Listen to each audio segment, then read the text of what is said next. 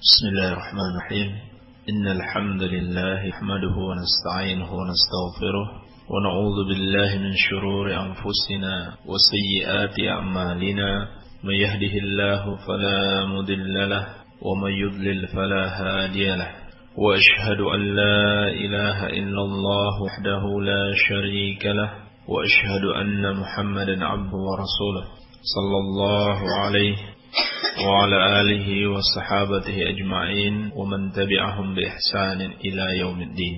Ikhwani talabah dan para pendengar radio dakwah salafiyah rahimani wa rahimakumullah, pada hari Jumat yang penuh berkah ini, insyaallah taala kita akan melanjutkan kajian kitab Masailul Jahiliyah atau perangai-perangai jahiliyah karya Al-Imam Al-Allamah Muhammad bin Abdul Wahhab bin Sulaiman At-Tamimi rahimahullahu ta'ala rahmah wasi'ah. Kita sampai pada bab yang baru, yaitu bab yang ke-14. Qala al-muallif rahimahullah, al-mas'alatu ar-rabi'ah asyarah, permasalahan yang ke-14 dari permasalahan jahiliyah. Inna kullama taqaddama mabniyun ala qa'idatin. Sesungguhnya seluruh yang telah berlalu, yaitu pembahasan yang telah berlalu, mabniyun ala qa'idatin, semuanya dibangun di atas satu kaidah. Jadi semua perangai jahiliyah atau 13 perangai jahiliyah, masail jahiliyah yang telah kita bahas, itu sebenarnya dibangun di atas satu kaidah, dibangun di atas satu bentuk penyimpangan, wahiyan nafi wal itsbat, yaitu an-nafyu wal itsbat, menafikan dan menetapkan. Apa yang mereka nafikan dan apa yang mereka tetapkan? Yang mereka nafikan adalah kebenaran dan yang mereka tetapkan adalah kebatilan.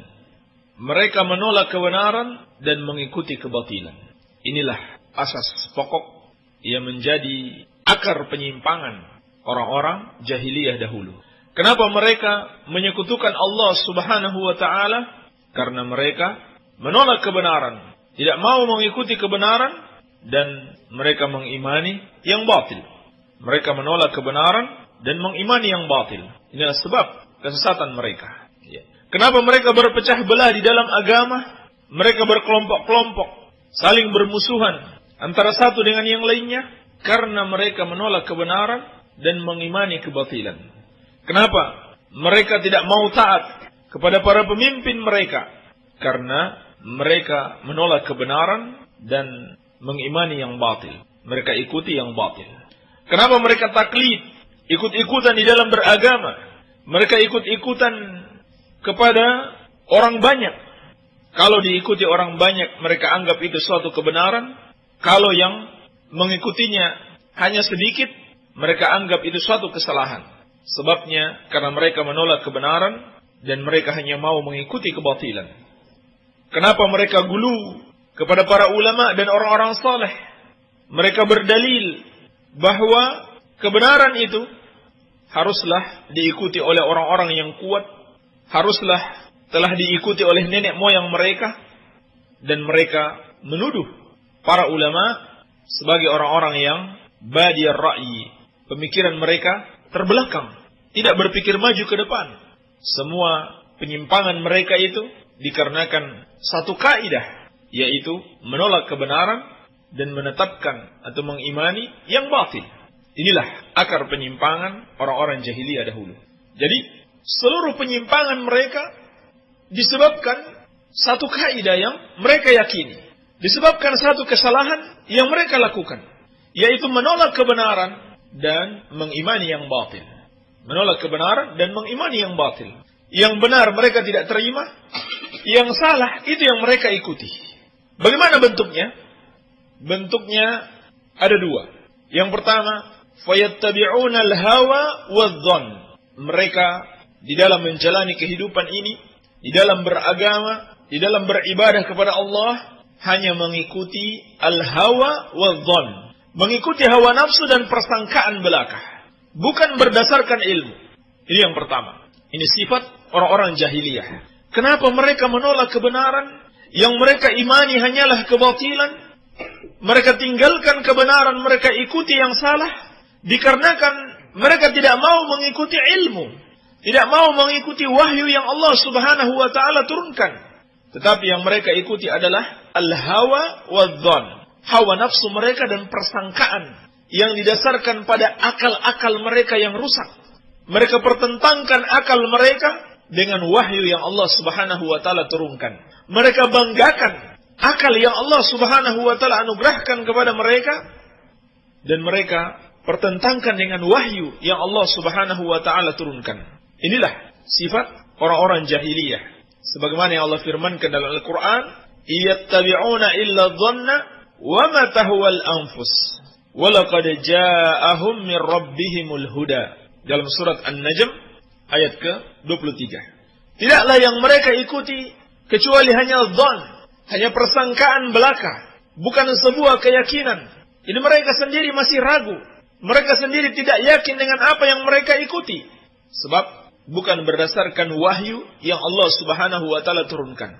Tetapi hanya berdasarkan yang mengikuti suatu ajaran tersebut adalah kebanyakan orang. Atau yang mengikutinya adalah orang-orang kaya. Maka ini semua kata Allah hanya persangkaan. Bukan sebuah keyakinan yang pasti. Keyakinan yang pasti itu kalau dia berdasarkan wahyu yang Allah Subhanahu wa taala turunkan. Tapi mereka tidak mau mengikutinya. Yang mereka ikuti hanya dhann, hanya berupa persangkaan, berupa isu, gosip-gosip yang beredar di masyarakat yang belum tentu benar. Itu yang mereka ikuti. Katanya begini dan katanya begitu. Kata fulan, kata alan, itu yang mereka ikuti. Bukan kata Allah Subhanahu wa taala dan Rasulnya sallallahu alaihi wasallam. Wa ma tahwal anfus. Dan mereka ikuti yang sesuai dengan hawa nafsu mereka. Kalau tidak sesuai dengan hawa nafsu mereka, mereka tolak. Ini kok bertentangan dengan hawa nafsu, ini berat. Apa yang kalian lakukan tidak sesuai dengan hawa nafsu, maka saya tidak mau mengikuti. Ini berat bagiku. Walaqad ja'ahum min rabbihimul huda. Dan sungguh kata Allah, telah datang kepada mereka dari Rabb mereka petunjuk. Tetapi mereka lebih memilih untuk mengikuti dhann, mengikuti persangkaan, dan mengikuti hawa nafsu. Inilah sifat orang-orang jahiliyah dahulu. Mereka campakkan kebenaran. Mereka tinggalkan wahyu. Mereka tidak mau mengikuti ajaran Rasul yang diutus kepada mereka. Kenapa? Karena mereka lebih memilih untuk mengikuti dhann, mengikuti persangkaan, mengikuti sesuatu yang tidak pasti, dan apa yang sesuai dengan hawa nafsu mereka. Maka ini peringatan bagi kaum muslimin. Jangan sampai kita meninggalkan kebenaran, atau bahkan tidak mau tahu sama sekali. Tidak mau tahu dengan suatu ajaran yang benar, yang dibawa oleh Rasulullah SAW, yang didakwahkan oleh para sahabat, dan orang-orang yang mengikuti mereka sampai hari kiamat. Tidak mau tahu. Kenapa? Karena ada isu, ada gosip yang beredar di masyarakat, katanya mereka itu orang-orang yang ekstrim. Katanya mereka itu orang-orang yang eksklusif, tidak mau bergaul dengan orang lain. Katanya mereka itu mengkafirkan kita, mengkafirkan kaum muslimin. Katanya itu ajaran Wahabi, sesat. Hati-hati. Ini bukan ajaran yang sesuai dengan adat bangsa kita. Ini ajaran orang Arab. Demikian yang mereka ikuti. Hanya dhann, hanya berupa persangkaan. Bukan berupa sesuatu yang yakin. Bukan berupa ilmu yang berdasarkan Al-Quran wa sunnatu Rasulillah sallallahu alaihi wasallam. Dan mereka ikuti hanya yang sesuai dengan hawa nafsu mereka. Inilah perangai orang-orang jahiliyah dahulu. Ini yang pertama. Fayattabi'una al-hawa wal-dhann. Mereka hanya mengikuti al-hawa, hawa nafsu mereka. yakni akal-akal mereka yang rusak, dan dhann, persangkaan mereka berakal. Yang kedua, wa yuriduna amma ja'at bihi ar-rusul. Mereka berpaling dari ajaran yang dibawa oleh para rasul. Ini yang lebih berbahaya. Mereka sudah tahu bahwa ajaran yang dibawa oleh rasul itu benar, bahwa ajaran yang mengikuti Al-Quran dan Sunnah, ajaran tauhid untuk mentauhidkan Allah Subhanahu wa taala dan mengikuti petunjuk Rasulullah sallallahu alaihi wasallam dan meninggalkan kebid'ahan. Mereka sudah tahu itulah yang benar, tetapi mereka berpaling. Mereka tidak mau mengikuti jalan Rasul sallallahu alaihi wasallam. Inilah sifat orang-orang jahiliyah dahulu. yang Allah Subhanahu wa taala kabarkan di dalam Al-Qur'an, "Wa man azlamu mimman dzukkira bi ayati rabbih tsumma a'rada anha inna minal mujrimina muntaqimun." Dan siapakah yang lebih zalim dibanding orang yang telah diperingatkan kepadanya ayat-ayat Rabb-Nya, kemudian dia berpaling darinya, dia tidak mau mendengarkannya, dia tidak mau mengikutinya, malah dia berpaling darinya. Inna minal mujrimina muntaqimun. Sesungguhnya orang-orang yang mujrim tersebut akan kami adab mereka. Ini ancaman Allah Subhanahu wa taala di dalam Al-Qur'an. Allah kabarkan bahwa orang-orang yang berpaling dari ayat-ayatnya, setelah dia mendengarkannya, setelah dia tahu itu benar, maka dialah orang yang paling zalim. Iya. Orang yang paling zalim adalah orang yang berpaling dari kebenaran. Sesungguhnya kami akan mengadab orang-orang yang zalim tersebut. Ini bahaya sekali.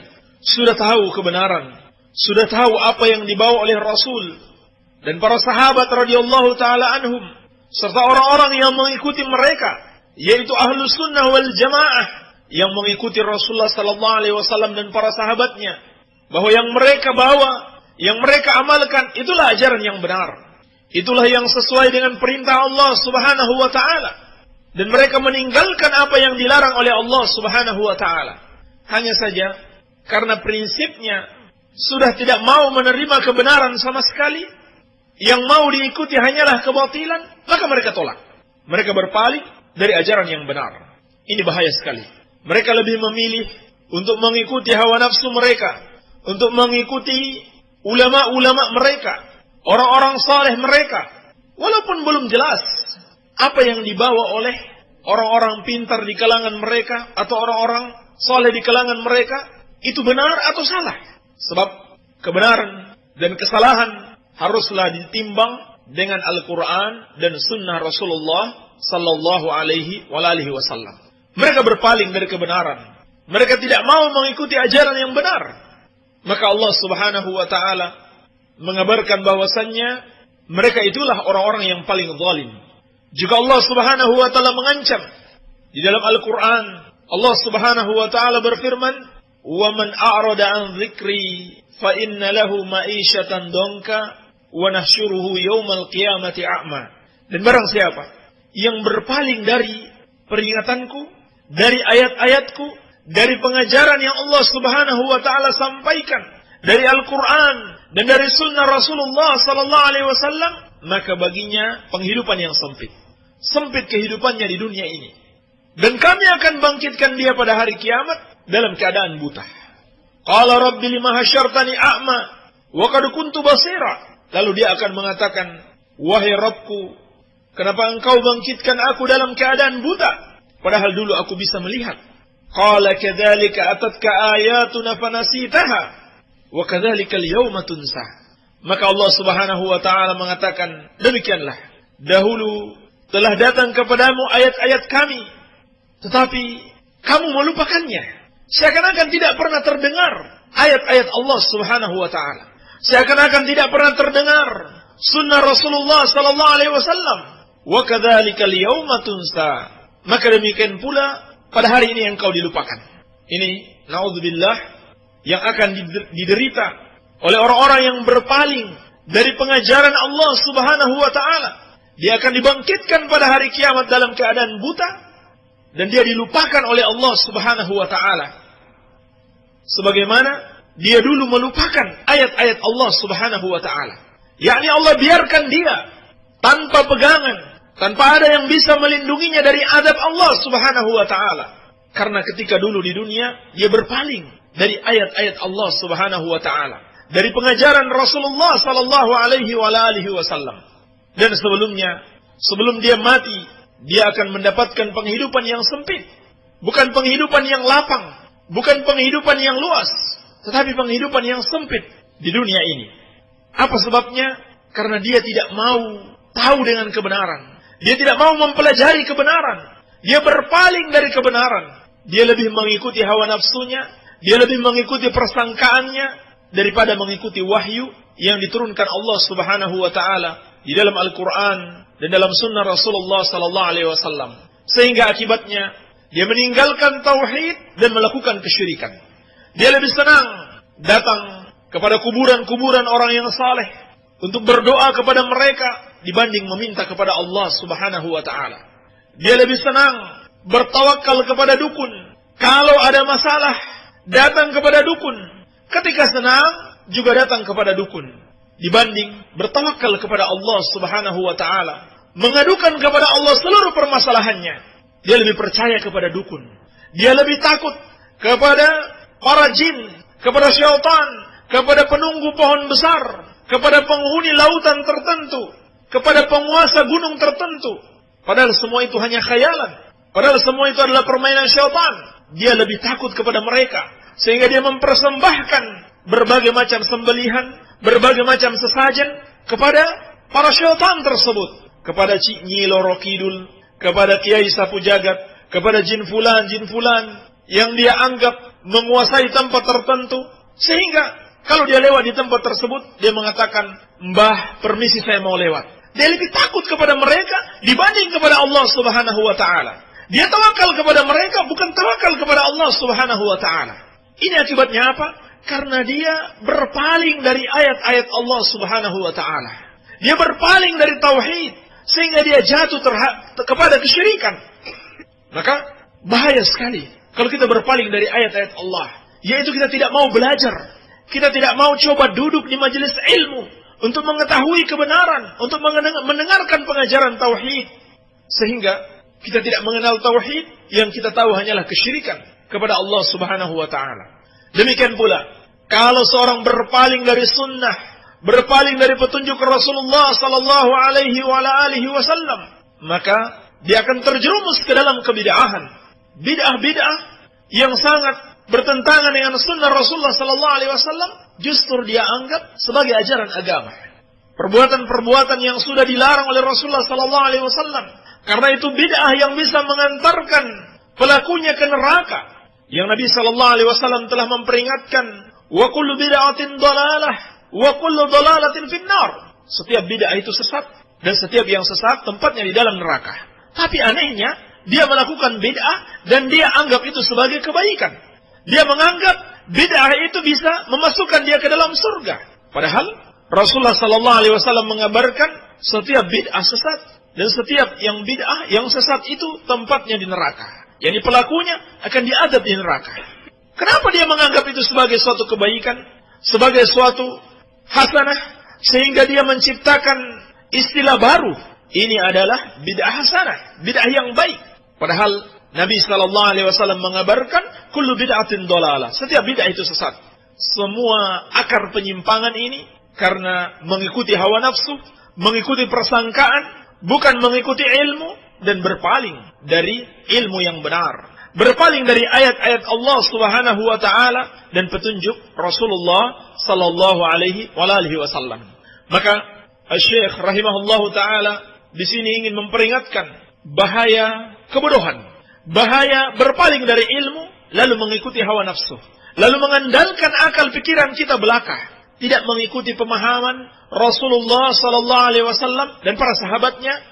Akibatnya sangat fatal, yaitu menolak kebenaran, sadar atau tidak sadar, sengaja atau tidak sengaja, kemudian mengikuti kebatilan, mengikuti yang salah.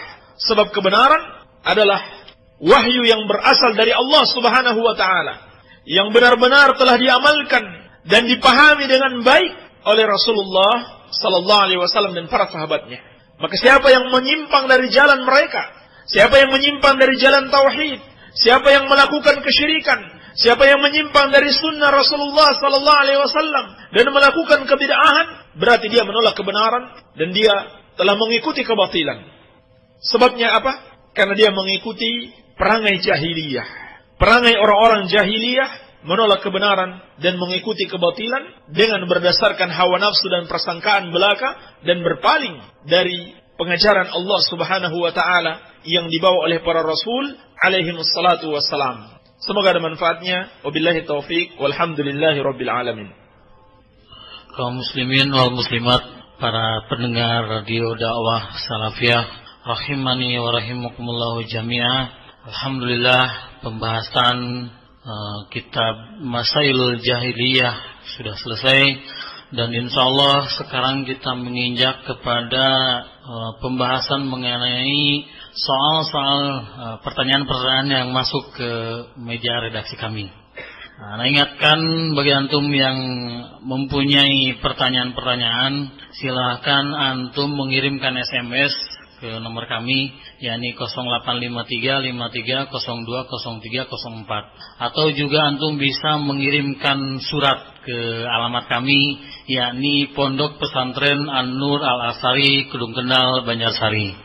Dan sekarang kita langsung aja kepada Al-Ustaz Abu Abdullah Sofyan hafidhahullah ta'ala anhu. Persilakan. Bismillahirrahmanirrahim. Alhamdulillah, salatu wassalamu rasulillah, amma ba'd. Orang yang punya harta, mana yang lebih sunnah, berhaji yang tidak wajib, itu haji kedua, atau membantu dan memberi modal kepada para bujangan yang miskin untuk menikah. Baik.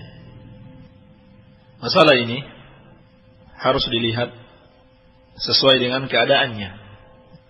Dan sudah dimaklumi, haji yang kedua dan seterusnya termasuk sunnah, bukan lagi sebagai sebuah kewajiban.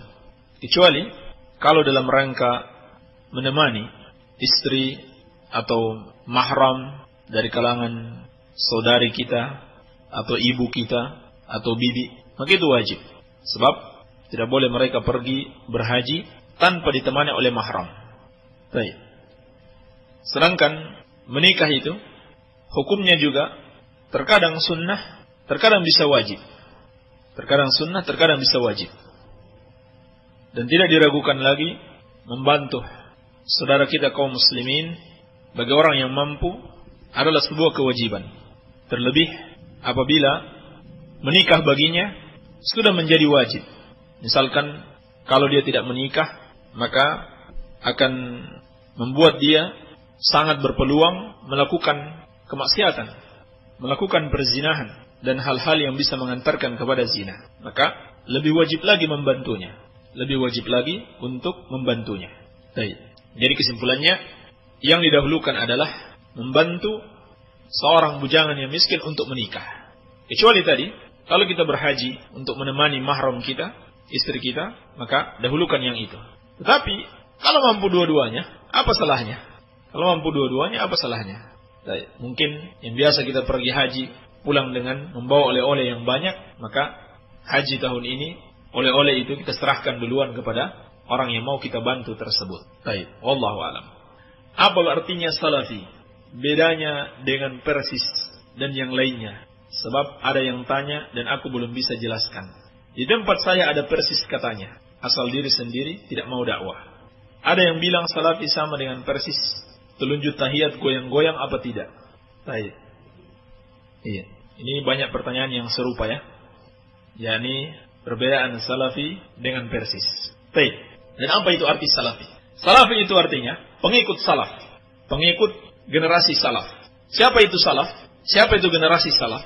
Generasi salaf adalah generasi Rasulullah sallallahu alaihi wasallam dan para sahabatnya. Maka siapa yang mengikuti mereka disebut salafi. Walaupun dia tidak pernah menyebut dirinya dengan salafi, maka dia dianggap salafi karena mengikuti salaf, mengikuti Rasulullah sallallahu alaihi wasallam dan para sahabatnya. Jadi hakikatnya salafi itu adalah Islam itu sendiri. Sebab Islam yang benar adalah yang diamalkan oleh Rasulullah sallallahu alaihi wasallam dan para sahabatnya. Sebagaimana telah disabdakan oleh Nabi sallallahu alaihi wasallam, "Wa sataftariqu ummati ala 73 firqah, kulluha fin-nar illa wahidah." Umatku akan berpecah menjadi 73 golongan. Semuanya di neraka kecuali satu. Qalu wa man hiya ya Rasulullah? Sahabat bertanya, siapa satu golongan itu ya Rasulullah? Maka Rasulullah sallallahu alaihi wasallam ditanya siapa? Ditanya siapa mereka? Tapi Rasulullah menjawab dengan sifat, bukan dengan menyebutkan siapa mereka, siapa orangnya. Tetapi Rasulullah SAW menjawab dengan sifat, yakni siapa saja yang bersifat dengannya, yaitu ma ana alaihi wa ashabi, yang mengikuti aku dan para sahabatku. Jadi, kalau seorang lahir dari keluarga Persis, dari keluarga Muhammadiyah atau keluarga yang lainnya, sepanjang dia mengikuti Rasulullah sallallahu alaihi wasallam dan para sahabatnya, siapapun dia, seorang muslim, maka dia seorang salafi, seorang yang mengikuti Rasulullah sallallahu alaihi wasallam dan para sahabat yang akan selamat dari azab Allah Subhanahu wa taala. Siapa yang menyelisihi petunjuk Rasulullah sallallahu alaihi wasallam dan para sahabatnya, maka dia masuk ke dalam 72 golongan yang menyimpang. Masuk ke dalam 72 golongan yang menyimpang. Jadi ini arti salafi, yang mengikuti Rasulullah sallallahu alaihi wasallam dan para sahabatnya. Sebagaimana pula orang-orang yang mengaku salafi sampai pondoknya dinamakan pondok salafiyah, organisasinya dinamakan Aswajah, Ahlus Sunnah wal Jamaah. Tetapi kenyataannya mereka menyelisihi Rasulullah sallallahu alaihi wasallam dan para sahabat, tidak ada manfaatnya. Tidak ada gunanya pengakuan-pengakuan. Walaupun mereka bikin bendera bertulis salafi atau stiker-stiker tertulis Aswajah, bikin papan nama pesantren salafi, tapi kalau kenyataannya yang mereka lakukan adalah kebid'ahan, bahkan kesyirikan yang jelas-jelas bertentangan dengan ajaran Rasulullah sallallahu alaihi wasallam dan para sahabatnya, maka tidak ada manfaatnya, tidak ada gunanya pengakuan-pengakuan yang tidak sesuai dengan kenyataan. Jadi, yang disebut salafi itu adalah orang-orang yang benar-benar mengikuti Rasulullah sallallahu alaihi wasallam dan para sahabatnya. Dan ini bukan cap kaki tiga, bukan sebuah ajaran yang baru, tetapi ini perintah Al-Qur'an dan As-Sunnah. Bukankah Nabi sallallahu alaihi wasallam telah bersabda, "Ma'ana alaihi wa ashabi," yang mengikuti Rasulullah sallallahu alaihi wasallam dan para sahabatku. Kenapa disebut ini ajaran cap kaki tiga atau sesuatu yang baru selain daripada Al-Qur'an dan As-Sunnah? Bukankah Allah Subhanahu wa taala telah berfirman, "Was-sabiquna al-awwaluna minal muhajirin wal ansar walladzina tabauhum bi ihsan radhiyallahu anhum wa radu an." Dan orang-orang yang pertama masuk Islam dari kalangan sahabat muhajirin dan sahabat ansar dan pengikut-pengikut mereka dengan baik. Kata Imam Syaukani rahimahullah, seluruh pengikut mereka sampai hari kiamat, Allah ridho kepada mereka dan mereka ridho kepada Allah. Ayat ini jelas. Siapa yang mau mendapatkan keridhaan Allah, maka ikuti as-sabiqun al-awwalun minal muhajirin wal ansar. Bukan membaca Al-Quran lalu mengatakan, menurut saya ayat ini seperti ini artinya, atau menurut saya hadis ini memang sahih sanadnya, tetapi matannya bertentangan dengan akal. Ini justru ini yang namanya cap kaki tiga. Cap kaki tiganya adalah akalnya sendiri ditambah dengan akalnya, bukan mengikuti pemahaman Rasulullah sallallahu alaihi wasallam dan para sahabatnya. Dan inilah ajarannya persis. Ini bedanya persis dengan salafi. Akidah mereka dibangun di atas akal-akal mereka, bukan mengikuti Rasulullah sallallahu alaihi wasallam dan para sahabatnya. Sehingga akidah mereka mengikuti akidah Asy'ariyah, akidah Ahlul Kalam, akidah filsafat yang asalnya dari orang-orang kafir Yunani. Lalu masuk kepada Islam, lalu mereka sebut dengan filsafat Islam atau istilah lain ilmu kalam, sehingga muncul aliran Asy'ariyah, Maturidiyah, Mu'tazilah dan seterusnya. Ini akidah mereka. Sehingga yang mereka ajarkan di pondok-pondok mereka membatasi sifat Allah, sifat 20. Ini ajaran Asy'ariyah, bukan ajaran Ahlus Sunnah wal Jamaah. Tidak ada di dalam Al-Quran, di dalam As-Sunnah menetapkan sifat Allah itu 20. Kalau kita mengimani sifat Allah, andaikan kita mengimani nama-nama Allah ada 99, andaikan itu saja, tetapi yang benar nama Allah pun itu tidak terbatas. Cuma andaikan kita mengimani nama Allah adalah 99, maka minimalnya ada terkandung 99 sifat. Sebab Allah itu tidak sama dengan makhluk. Kalau makhluk terkadang namanya Rahim, seorang yang penyayang, terkadang namanya Rauf, seorang yang lembut, tetapi dia tidak memiliki sifat penyayang dan tidak memiliki sifat yang lemah lembut. Dia dikenal oleh masyarakat sebagai orang yang kejam, sebagai orang yang keras. Berbeda dengan Allah Subhanahu wa taala. Setiap nama-nama yang disandang oleh Allah itu mengandung sifat-sifatnya yang maha mulia. Andaikan kita imani nama Allah hanya 99, maka minimal ada 99 sifat. Padahal nama-nama Allah Subhanahu wa taala itu jumlahnya tidak terbatas. Nama-nama Allah sangat banyak. Maka sifat-sifat Allah Subhanahu wa taala juga mengikuti nama-nama Allah Subhanahu wa taala tersebut. Bahkan di dalam satu nama itu bisa mengandung lebih dari satu sifat. Seperti nama Allah Al-Khaliq, yang Maha menciptakan. Itu mengandung sifat penciptaan, Al-Khalqu. Juga mengandung sekaligus sifat ilmu. Sebab seorang pencipta atau Allah yang menciptakan tentulah harus memiliki ilmu di dalam mencipta. Juga mengandung sifat al-quwwah, kekuatan. Kalau Allah Subhanahu wa taala mencipta, mestilah dia memiliki kekuatan untuk menciptakan. Ini dari satu nama saja sudah bisa terkandung 3 sifat. Sifat penciptaan, sifat al-quwwah, kekuatan, dan sifat ilmu. Dan seterusnya. Demikian pula orang-orang Persis, mereka mentakwilkan sifat-sifat Allah seperti yang dilakukan oleh ahlul kalam, bukan mengikuti akidah Rasulullah sallallahu alaihi wasallam dan para sahabatnya. Sehingga mereka mengingkari, atau mungkin sebagian mereka, tetapi ini ucapan pemimpin-pemimpin mereka. Mereka mengingkari istiwa Allah Subhanahu wa taala di atas arsy-Nya. Sifat istiwa bagi Allah Subhanahu wa taala. Mereka tafsirkan bukan dengan tafsiran salaf. Ini akibatnya. Kalau tidak mau mengikuti salaf, yang mereka katakan itu adalah cap kaki 3. Tidak mau mengikuti salaf. Sehingga mereka tafsirkan mana istawa, Allah beristiwa di atas arsy dengan istaula, artinya berkuasa. Kita katakan, dari mana kalian dapatkan tafsiran seperti ini? Apakah dari Al-Quran, ataukah dari Sunnah Rasulullah Sallallahu Alaihi Wasallam, ataukah dari para sahabat, ataukah hanya berdasarkan kepintaran Anda di dalam berbahasa, ataukah pengetahuan Anda tentang penafsiran ahlul kalam, ataukah berdasarkan akal-akal belaka? Bukan berasal dari Rasulullah Sallallahu Alaihi Wasallam dan para sahabatnya. Demikian pula mereka mengingkari sifat tangan Allah Subhanahu wa taala. Ketika mereka membaca ayat yadullahi fawqa aydihim, tangan Allah di atas tangan-tangan mereka, mereka tafsirkan, oh itu bukan tangan, tetapi yang dimaksud adalah al-quwwah, kekuatan, bukan tangan. Mereka tafsirkan semaunya, mengikuti metode ahlul kalam, mengikuti metode ahlul filsafat, bukan metode Rasulullah sallallahu alaihi wasallam para sahabatnya. Silahkan cari dalam Al-Quran, dalam As-Sunnah, demikian pula ucapan para sahabat. Kalau mereka menafsirkan istiwa dengan istila dan menafsirkan tangan dengan al-quwwah, tidak ada sama sekali. Kalau begitu siapa yang mereka ikuti? Yang mereka ikuti adalah ahlul kalam dan akal-akal mereka yang rusak. Ini akibatnya kalau berpaling dari Al-Quran dan Sunnah Rasulullah sallallahu alaihi wasallam. Tidak mau mengikuti para sahabat, malah mengikuti ahlul kalam. Adapun para sahabat mengimani Allah Subhanahu wa taala istiwa di atas arsy. Allah Subhanahu wa taala memiliki tangan. Tetapi tangan Allah jangan dibayangkan seperti tangannya makhluk.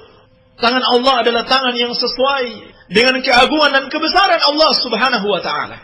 Tidak sama dengan tangannya makhluk. Dan para sahabat seluruhnya sepakat seperti yang dinukil oleh Al-Imam Ibnu Qudamah rahimahullahu taala dalam kitabnya Dhammul Kalam, dan juga oleh Al-Imam Ibnu Qayyim, Syekhul Islam Ibnu Taimiyah rahimahullah, dan para ulama yang lainnya. Sahabat seluruhnya sepakat ala tarki ta'wil, untuk meninggalkan ta'wil, penafsiran di dalam nama-nama dan sifat-sifat Allah Subhanahu wa taala, yakni menafsirkan yang keluar dari makna yang sebenarnya.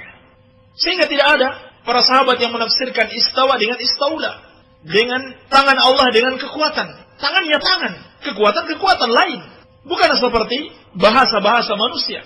Ini bahasa Allah, yakni Al-Quran dan Sunnah Rasulullah Sallallahu Alaihi Wasallam harus dipahami sesuai dengan petunjuk Rasulullah Sallallahu Alaihi Wasallam dan para sahabatnya. Iya. Maka tidak sama antara ahlus sunnah dengan ahlul bid'ah. Baik. Wallahu alam. Assalamualaikum warahmatullahi wabarakatuh. Waalaikumsalam warahmatullahi wabarakatuh.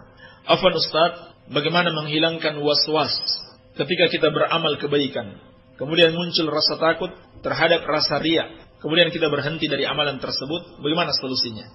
Yang pertama, seorang yang khawatir riya, lalu dia berhenti dari amalannya, maka sesungguhnya dia telah terjatuh ke dalam bentuk riya, dalam bentuk yang lain. Kenapa? Karena dia meninggalkan amalan, berhenti dia dari amalan, bukan karena Allah sebenarnya, tetapi karena manusia. Karena manusia. Karena khawatir riya, dia tidak mengamalkan. Berarti apa? Karena manusia dia berhenti beramal, bukan karena Allah Subhanahu wa taala. Tetapi hakikat ikhlas adalah dia tetap beramal dan berjuang untuk ikhlas kepada Allah Subhanahu wa taala dan meninggalkan riya, bukan malah meninggalkan amalan tersebut. Terlebih apabila amalan itu adalah kewajiban, seperti sholat berjamaah bagi laki-laki di masjid. Maka kalau dia tinggalkan, dia akan mendapatkan dosa. Demikian pula kewajiban-kewajiban yang lain. Kemudian yang kedua, bagaimana solusinya agar terhindar dari riya? Yang pertama, kita selalu mengontrol niat kita, memeriksa niat kita. Apakah kita masih murni karena Allah, ataukah ingin dipertontonkan kepada manusia? Kapan itu dikontrol? Dari sebelum beramal, sepanjang beramal, dan setelah beramal. Jadi terus dikontrol.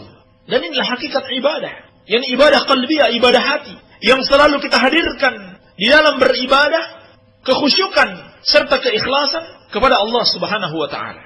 Kemudian yang kedua, hendaklah kita berdoa kepada Allah Subhanahu wa taala. Sebab tidak ada yang bisa menyelamatkan kita dari riya ini kecuali Allah. Oleh karenanya, Nabi sallallahu alaihi wasallam secara khusus telah mengajarkan doa kepada para sahabat, Allahumma inni a'udzubika an usyrika bika wa ana a'lam wa astaghfiruka lima la a'lam. Allahumma inni a'udzubika an usyrika bika wa ana a'lam wa astaghfiruka lima la a'lam. Ya Allah, aku berlindung kepadamu dari menyekutukanmu yang aku sadari, yang aku ketahui, dan aku memohon ampun kepadamu yang tidak aku ketahui. Ini doa agar terhindar dari riya. Baik, Allah alam. Demikian solusinya. Maaf Ustaz, setahu saya Radio Fajri sering membaca kitab-kitab ulama salaf. Fajri nggak pernah menyerukan teroris, kadang mereka membantah teroris. Baik. Yang pertama, mereka membaca kitab-kitab ulama salaf itu bukan sebagai ukuran suatu kebenaran. Yang menjadi ukuran kebenaran, apakah mereka memahami kitab-kitab tersebut sebagaimana yang dipahami oleh para ulama? Apakah mereka betul-betul mengikuti isi kitab tersebut? Itu belum tentu. Banyak orang yang juga mempelajari Fathul Majid, mempelajari kitab-kitab Syekhul Islam Ibn Taimiyah, Imam Al-Qayyim, tapi ternyata mereka tidak memahami sesuai dengan yang dipahami oleh para ulama tersebut. Mereka bawa ucapan-ucapan ulama untuk mendukung akidah mereka yang rusak. Ini yang terjadi pada mereka sebenarnya. Kemudian yang kedua, mereka tidak pernah menyerukan teroris. Memang mereka tidak akan berani menyerukan terorisme di radio. Karena hari ini mereka serukan, besok radionya akan ditutup. Iya. Dan kadang-kadang mereka membantah teroris, ini cuma sebagai taqiyah. Karena kenyataan yang sebenarnya, orang-orang yang pernah terlibat di sana, dan saya sendiri pernah terlibat di sana, tahu bagaimana akidah mereka, bagaimana hubungan mereka dengan teroris. Kadang-kadang mereka turun demonstrasi, kadang-kadang Amrozi berkunjung ke tempat mereka. Ini pernah terjadi seperti itu. Mereka punya hubungan khusus dengan teroris tersebut. Dan intinya banyak penyimpangan mereka. Bagi orang-orang yang pernah kenal dengan mereka tahu penyimpangan-penyimpangan mereka dari Ahlus Sunnah wal Jamaah. Wallahu a'lam. Assalamualaikum Ustaz. Waalaikumsalam Ustaz. Bagaimana kalau tukar tambah sepeda motor? Tidak ada masalah sepanjang berdasarkan keridhaan dari kedua belah pihak. Sepeda motor bukan termasuk ke dalam barang-barang ribawi yang harus sama, yang harus kontan, yang harus sama dan kontan. Tidak ada masalah. Bagaimana hukumnya menukar beras raskin dengan beras biasa pada umumnya? Nah, ini yang masalahnya. Dari AMSI Pamarican, beras raskin ditukar dengan beras biasa. Ini menjadi masalah kalau salah satunya lebih banyak daripada yang lain. Tidak boleh.